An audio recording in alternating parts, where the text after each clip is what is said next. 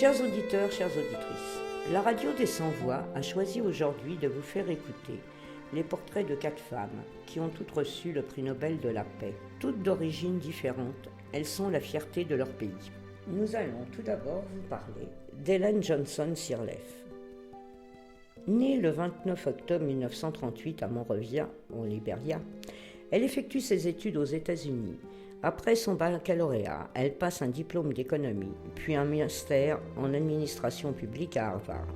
Secrétaire d'État aux Finances, puis ministre des Finances, elle survit au coup d'État et s'exile, puis de retour au Liberia afin de faire campagne contre le président Doe.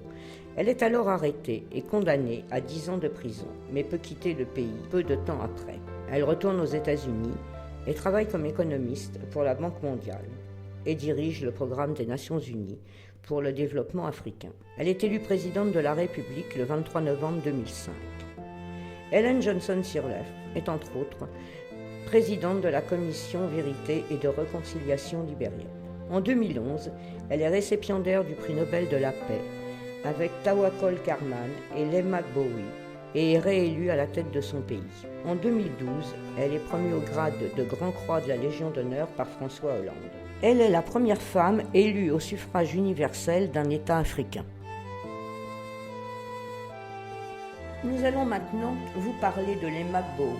Née en 1972, Lemak Bowie est une travailleuse sociale, militante libérienne pour la paix, responsable du mouvement pacifiste Women of Liberia Mass Action for Peace, qui a œuvré afin de mettre un terme à la guerre civile au Liberia en 2003 et a mené à l'élection de Ellen Johnson Sirleaf. En 2002, elle est à l'origine d'une grève du sexe où les femmes de toute confession religieuse se refusent aux hommes tant que la guerre civile continue. Avec Tawakkol Karman et Ellen Johnson Sirleaf, elle obtint en 2011 le prix Nobel de la paix pour avoir mobilisé et organisé les femmes au-delà des lignes de division ethnique et religieuse, pour mettre fin à une longue guerre au Liberia et assurer la participation des femmes aux élections. En 2013, elle est nommée ambassadrice interculturelle honoraire par le club UNESCO de Paris-Sorbonne. Nous allons maintenant vous parler de Tawakkol Karman.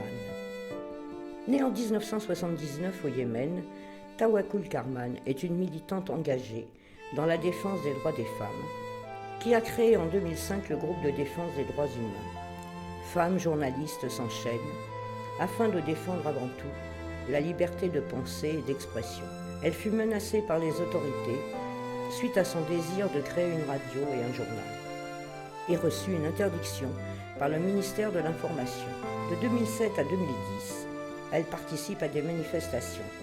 En 2011, elle participe à des rassemblements inspirés des révolutions égyptiennes et tunisiennes. Elle est arrêtée à 2 reprises par les autorités, puis remise en liberté. Elle est membre du parti islamique Islam.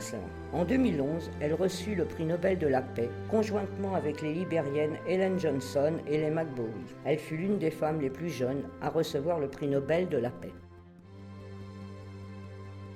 Enfin, Shirin Ebadi, née en 1947. Pour ses actions politiques, elle a obtenu le prix Nobel de la paix en 2003. Première femme musulmane à recevoir ce prix. Commandeur de la Légion d'honneur en 2006. Première femme iranienne à recevoir ce prix. Première femme à devenir juge en 1974. Shirin Ebadi a dû abandonner son poste de juge en 1979 à cause de la révolution iranienne. Elle est devenue avocate des dissidents et a milité pour faire évoluer son pays dans le domaine des droits des femmes et des enfants. En 2009, l'Iran lui a retiré son prix Nobel de la paix. Il est à souligner que c'est la première fois que les autorités d'un pays confisquent un prix Nobel de la paix. En 2010, Shirin Ebadi a écrit un livre, La cage dorée, qui raconte les vies de Shirin et Paris, 2 amies.